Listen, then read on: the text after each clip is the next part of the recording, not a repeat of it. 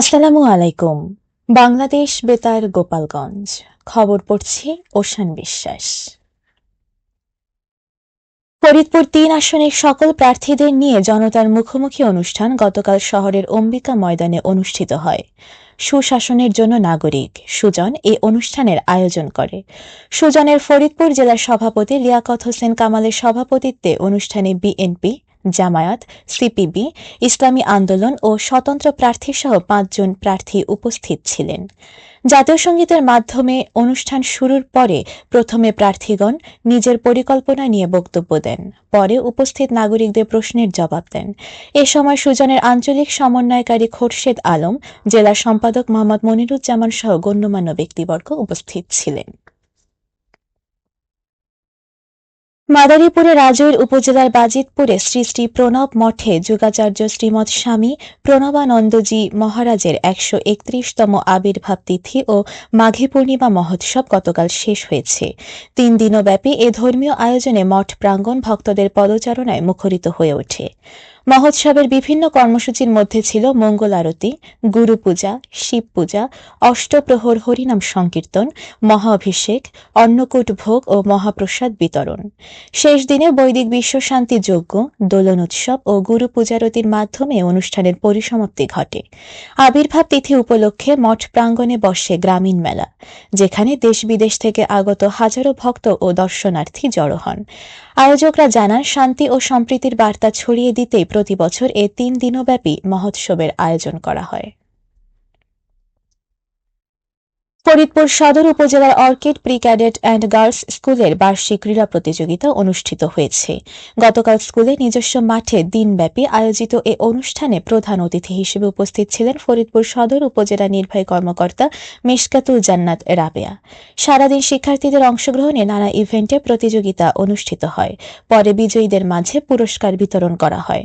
বিদ্যালয়ের প্রতিষ্ঠাতা সভাপতি আব্দুল মান্নান মণ্ডলের সভাপতিত্বে অনুষ্ঠানে সদর উপজেলা প্রাথমিক শিক্ষা অফিসার মোহাম্মদ দেলোয়ার হোসেন, কোতোয়ালী থানার ভারপ্রাপ্ত কর্মকর্তা মোহাম্মদ শহীদুল ইসলাম, বিভিন্ন সরকারি দপ্তরের কর্মকর্তা, শিক্ষক, শিক্ষার্থী ও অভিভাবকগণ এ সময় উপস্থিত ছিলেন। মাদারীপুরে ত্রয়োদশ জাতীয় সংসদ নির্বাচনকে সামনে রেখে ভোটারদের সচেতন করতে জেলা তথ্য অফিস একযোগে সড়ক প্রচার কর্মসূচি পরিচালনা করেছে। সোমবার শিবচর, সদর, ডাসার ও কালকিনি উপজেলার একাধিক ইউনিয়নে এই প্রচার কার্যক্রম অনুষ্ঠিত হয়। এ সময় ভোটারদের ভোটাধিকার প্রয়োগ ও নির্বাচনকালীন আচরণবিধি সম্পর্কে বিস্তারিত তথ্য প্রদান করা হয়। এছাড়া ভোটারদের অবাধ, সুষ্ঠু ও শান্তিপূর্ণ নির্বাচনের গুরুত্ব তুলে ধরার পাশাপাশি এবং আইনসম্মত আচরণ নিশ্চিত করার আহ্বান জানান।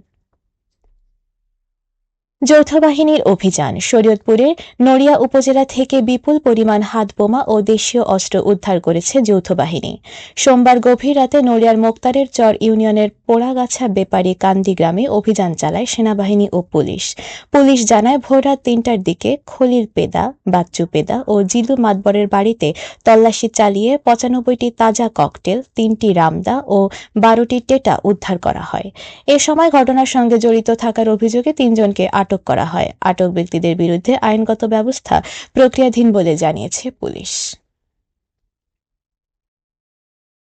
জাতীয় ভোক্তা অধিকার সংরক্ষণ অধিদপ্তরের শরীয়তপুর জেলা কার্যালয় গতকাল সদর উপজেলার দিঘিরপাড় চৌরাস্তা বাজার এলাকায় অভিযান চালিয়ে ৩টি প্রতিষ্ঠান থেকে ৪,০০০ টাকা জরিমানা আদায় করেছে। মেয়াদোত্তীর্ণ পণ্য বিক্রি ও অপরিচ্ছন্ন পরিবেশে খাদ্যদ্রব্য সংরক্ষণের অভিযোগে এ জরিমানা করা হয়।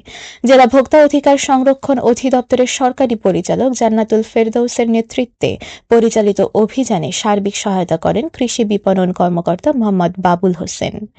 ভোক্তা অধিকার সংরক্ষণ অধিদপ্তর জানিয়েছে, জনস্বার্থে এ ধরনের অভিযান নিয়মিতভাবে অব্যাহত থাকবে। মাদারীপুরের রাজৈর উপজেলায় ঢাকা-বরিশাল মহাসড়কের ট্রাক উল্টে ২ মৌচাষীর মৃত্যু হয়েছে। এ ঘটনায় আহত হয়েছে আরও একজন। গতকাল ভোরে রাজৈর উপজেলার পশ্চিম রাজৈর এলাকায় এ দুর্ঘটনা ঘটে।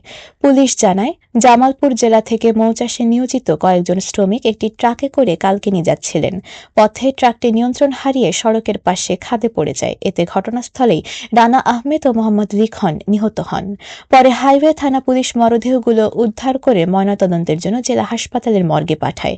এ বিষয়ে আইনগত প্রক্রিয়া চলমান রয়েছে। সবশেষে আবহাওয়া।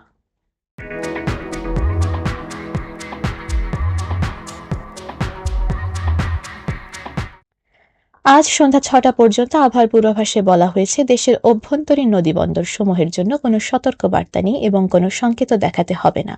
খবর শেষ হলো। আমাদের পরবর্তী খবর প্রচারিত হবে আগামীকাল সকাল ৮টা বেজে ৩০ মিনিটে বাংলায়।